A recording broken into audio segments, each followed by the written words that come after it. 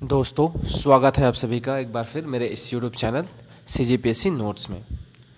पिछले वीडियो में हमने कलचुरी वंश का रतनपुर शाखा बिलासपुर पढ़ लिया था तथा आज का टॉपिक है कलचुरी वंश का लाहौरी शाखा रायपुर, जिसके बारे में आज हम अध्ययन करेंगे। दोस्तों चलिए आज का वीडियो शुरू करते हैं। कलचुरी वंश का लाहौरी शाखा रायपुर, जिसकी राजधानी खल्लवाटिका है। वर्तमान में इसे खल्लारी कहते हैं, जो कि रायपुर ज़िले में आता है। बाबू रेवाराम के अनुसार 15वीं शताब्दी में रतनपुर का एक कलचुरी राजा हुआ, जिसका नाम जगन्नाथ सिंह देव है। जगन्नाथ सिंह के दो पुत्र हुए, पहला वीर सिंह तथा दूसरा देवनाथ सिंह। जगन्नाथ सिंह का बड़ा पुत्र वीर सिंह, जिसे रतनपुर में शासन करने दिया, तथा दूसरा देवनाथ सिंह देव को रायपुर के लाहौरी शाखा में शासन करने दिया गया।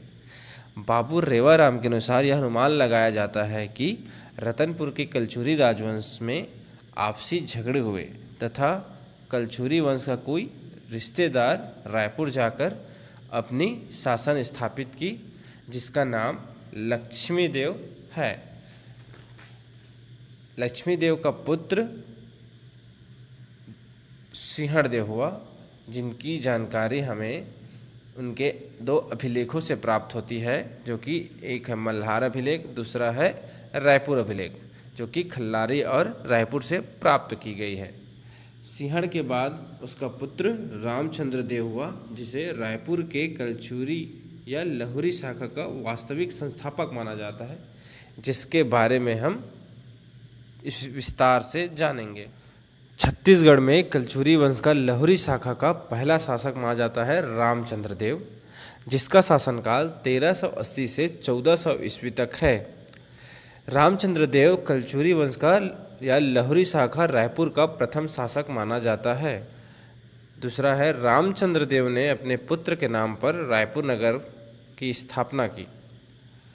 रामचंद्र देव का पुत्र, जिसका नाम राय ब्रह्मदेव है, रामचंद्र देव ने नागवंशी शासक भाड़िंग देव या मोडिंग देव को पराजित किया था। हमें रामचंद्र देव के बारे में इतनी ही जानकारी मिलती है जो एग्जाम में पूछे जाते हैं। रामचंद्र देव के बाद अगला शासक उसका पुत्र राय ब्रह्म देव हुआ, जिसका शासनकाल 1400 से 1420 ईस्वी तक है। राय ब्रह्मदेव ने रायपुर नगर को अपनी राजधानी बनाया। राय ब्रह्मदेव के दरबार में एक हाजीराज नामक एक व्यक्ति रहता था, जिसने हटकेश्वर महादेव मंदिर, जो कि रायपुर में है, बनवाया था, जो कि खारून नदी के किनारे है। राय ब्रह्मदेव के दरबार में एक और व्यक्ति रहता था, जिसका नाम देवपाल था। देवपाल मोची ने खल्लारी में एक नारायण मंदिर का निर्माण करवाया।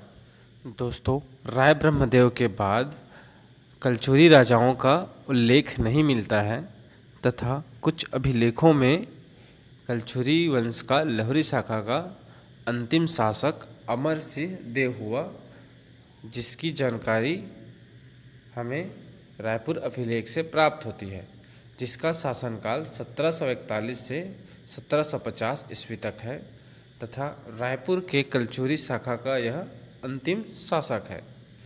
1750 में अमर सिंह देव को मराठों ने बिना किसी विरोध के राज्य से हटा दिया और रायपुर शासन पर कब्जा कर लिया।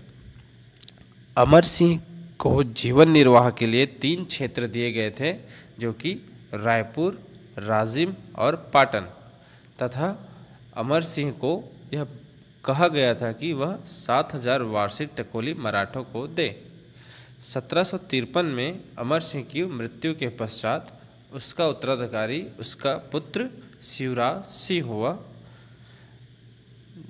शिवराज सिंह को उत्तराधिकारी से प्राप्त कुछ क्षेत्रों को मराठों ने फिर से छीन ली तथा बदले में उसे एक गांव दिया गया, जिसका नाम बड़गांव है, जो कि महासमुंद जिले में आता है, तथा उसे रायपुर परगने से प्रत्येक गांव से 1-1 रुपया वसूल करने का अधिकार दिया गया।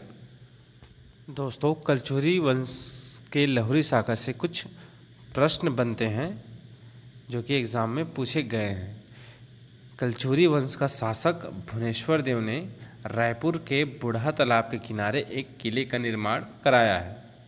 दूधाधारी मठ जो कि रायपुर में है का निर्माणकर्ता जैत सिंह देव है। रजबंधा तालाब जो कि रायपुर में है बनवाया उम्मेद सिंह ने बनवाया था। अभिलेख में उम्मेद सिंह को मेद सिंह के नाम से भी जाना जाता है। दोस्तों, यहाँ से हमारा छत्तीसगढ़ में कलचुरी वंश समाप्त होता है तथा अगले वीडियो में हम कलचुरी वंश की प्रशासनिक व्यवस्था के बारे में अध्ययन करेंगे। अगर मेरा यह वीडियो आपको अच्छा लगे तो लाइक, कमेंट, शेयर ज़रूर करें। धन्यवाद।